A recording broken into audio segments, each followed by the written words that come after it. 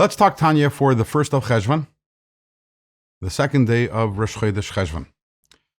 So in the previous days in the Tanya, we've talked about how everything is being created and recreated by God constantly.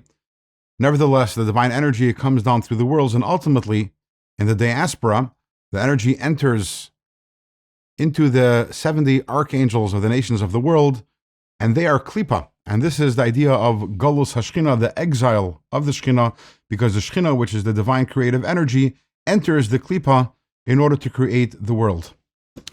Now, this also plays itself out, a similar idea, in a different area. And that is that, as we explained yesterday, in the godly soul that the Jewish people possess, also every one of us, we have 10 attributes which are rooted in the 10 attributes of God, the 10 holy attributes.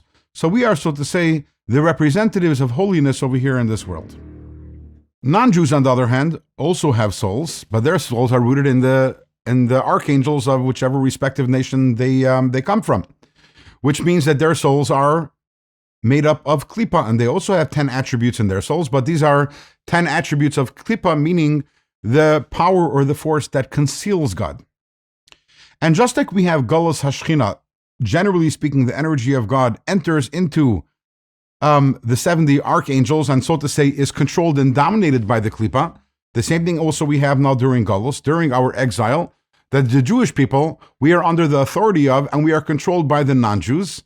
And this is another manifestation or expression of Golus HaShechina, because after all, we are the representatives of the Shechina here in this world. And when we are in exile amongst the nations of the world, that is another example of Golus HaShechina. And that is why during this exile, so the non-Jews enjoy prosperity and acclaim, all of this because of the Golus HaShechina. The souls of the Jewish people that represent the Shechina are in Golus, are in exile in the hands of the non-Jews.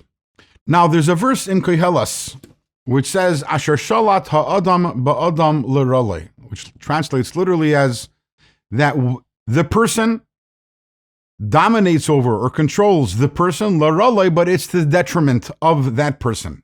Or to put it differently, there is person A who controls over person B, but ultimately that is to the detriment. It is to cause the downfall of person A. And the way that Arizal explains this in the writings of the Arizal is that we have the person of Kedusha, of holiness, for reasons that are beyond the scope of this conversation. Holiness is also described as a human being, having human form. And then there is the person of Klipa, the powers of unholiness. Now, Asher shalat ha'adam ba'adam, which means klipa, the forces of unholiness, they control the forces of holiness, which is the Golus HaShechina, the exile of the Shechina that we've talked about up until this point. But it is l'rolei, it is a trick, it is a ploy, because ultimately, this is for the detriment of klipa, or to put it in different words, it is to strengthen the powers of holiness. How is that? We'll find that out as we proceed in this chapter.